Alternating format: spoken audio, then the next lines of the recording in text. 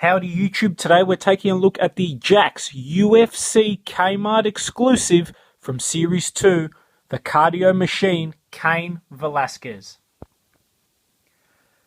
Now, in addition to reviewing this guy, I want to talk a little bit about UFC 188. If you don't want any spoilers, then skip forward until the part where I actually open this guy up and take a look at the back of the packaging. But, man, what a... And spoilers start now. Disappointing performance from such an unbeatable champion. I'm a huge Dos Santos fan, a huge Lesnar fan, and to see them both just brutalized by Cain, and then Bigfoot Silva, and just everyone, Minotauro Nogueira, another one of my favorites. All these greats just basically fall to a man who has just freak cardio and pushes a high pace. I'll be honest, I was not a big Fabricio Werdum fan. To me, he didn't look that great in the Mark Hunt fight. He got lucky with a flying knee that, if you watch the fight, he set up 3 times, and then on the third one, he got it. With this fight, he didn't look amazing, at least in the first round. Cain, I think, did quite a good job in that. In the second and third, though, I don't know where the heck that came from, and maybe it's all the punishment from the battles with Dos Santos or copping those hard shots, but man, Werdum really excelled in the striking, and I know he did a lot of strength training before the fight, and he really kicked butt. He proved to me that he is a true champion. I did not consider him a threat to Cain. And he went out there and he beat him fair and square and by submission, just a demoralizing with the double leg takedown, and then Werdum, just the jiu-jitsu background and the skill to be able to get that guillotine choke and lock it in really tight and submit someone who has just been absolutely unbeatable. Was incredible. The fight didn't go anywhere near the way I thought it was. I was thinking the first 2 rounds, Cain would push Werdum up against the cage. I didn't think Cain would go to the ground because he was scared of Werdum's jiu-jitsu skills. I thought it would stay more on the cage because I thought Werdum had a little bit better striking than Cain. Cain has great cardio and he keeps an intense pace, but he doesn't have power in his strikes. Werdum just impressed the hell out of me, and Cain really disappointed me. And it's going to be interesting now with the heavyweight division. 2 guys I like, JDS and also Arlovsky. Hopefully, I'm hoping we're going to get JDS versus Werdum for the title. That's a fight I really want to see. Those guys go at it again now that both have sort of come into their prime.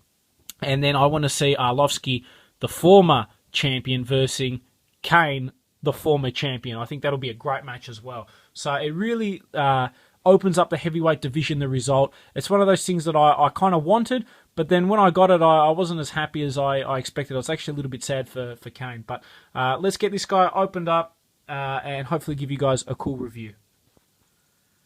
Taking a look at the packaging, he comes in the standard UFC style packaging. The Wave 2 type packaging. Obviously, before they had the Octagon style, big bulky packages. I much prefer this sleeker look. It's a lot easier to store as well. I don't think these were ever released in Australia. I actually got this in a set off eBay that came with Overeem, JDS, Anderson Silva, and basically all the figures that were in that particular Kmart wave, which was really cool and a good buy on eBay for me. You can probably find this guy now on eBay for a reasonable price. Some UFC figures, I'll take John Jones as an example, are really expensive.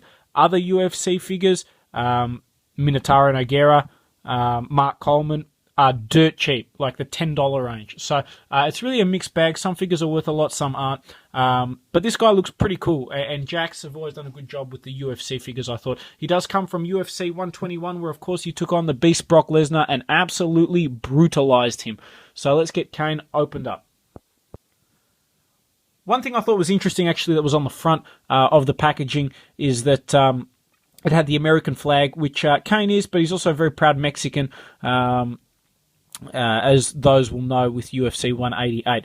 On the back here, nice shot of Cain brutalizing Brock, where of course he won his first UFC championship. He then obviously lost it in a subsequent fight to JDS with a awesome knockout, but then came back to just brutalize Bigfoot Silva and then Dos Santos on 2 separate occasions. So just a machine, one of the all-time greats, no doubt. It's going to be interesting to see how he moves forward from UFC 188. But still really cool here. You can see the stats. From memory, he's, I think, the second most accurate strikes landed fighter. The first was Randy Couture. UFC on their website had a recent poll. And then third was Overeem. Czech Congo was up there as well, which I thought was very surprising in terms of heavyweights. Other figures in the set, we've got my man, Junior Dos Santos. We've got another favourite of mine, Alistair Overeem. Cain Velasquez, of course, Anderson Silva, and Lyoto Machida. So let's get Cain opened up and out of packaging. Okay, and here we have Cain Velasquez opened up and out of packaging, and he is an awesome figure. Jakks, with all of their UFC figures, did an exceptional job, except for maybe 1 or 2, which I won't get into now. Their face sculpts, awesome. The detail on the MMA figures, the added articulation, it was just awesome. It's actually a real shame Jakks stopped producing these figures. I'll bring it forward so you guys can see. They absolutely nailed Cain Velasquez's face. I think they did a really good job there. He's like a Mexican bear. He's just a beast of a man. And really cool to get my hands on a figure of him. Nice detail there, moving forward and down. You can see, obviously, the tattoo that he has on the chest. Not sure what it says. I know it says Pride over there. Moving down, taking a look under the arm. That's really cool. Religious, obviously related tattoo, which is nice to see. I guess I'm not a big fan of a lot of the MMA fighters, or even wrestlers for that matter, their tattoos all the time. Sometimes they can get away with it, but not too bad there on Cain. Taking a look at the back of the figure, looking at the trunks, obviously, all the sponsors that he's got, which is pretty cool there, and then moving down. So a really solid figure. I'm actually a big fan of this particular Cain Velasquez. I think it's actually the only time they've released Cain. So very, very nice. If you get a chance, absolutely well worth picking up. Just for comparison, I'll bring in Andrei Arlovski. You can see 2 very different molds. Arlovski is the slimmer, light heavyweight build, and then obviously you got the bigger type that they made with the heavyweight figures. One thing that I think is actually interesting is the chest colour, and I'm not sure how well it comes across on camera, is fairly different to his arms. His arms and head are clearly a very different colour to the chest there. Almost looks like he's wearing like a skin-coloured shirt. So it's a little bit odd, but not too bad of a problem. Okay, now in terms of articulation, he's got a ball-jointed head. He's got the UFC arm articulation, ball-jointed arms, swivel bicep, bend at the elbow, standard wrist articulation, ab crunch, swivel waist, ball-jointed hips, swivel in the thigh, double bend at the knee, swivel as well in the knee, and then ball-jointed feet. So just an awesome range of articulation, much like all the Jakks figures. So hopefully you've enjoyed this review on the Jakks UFC Cain Velasquez.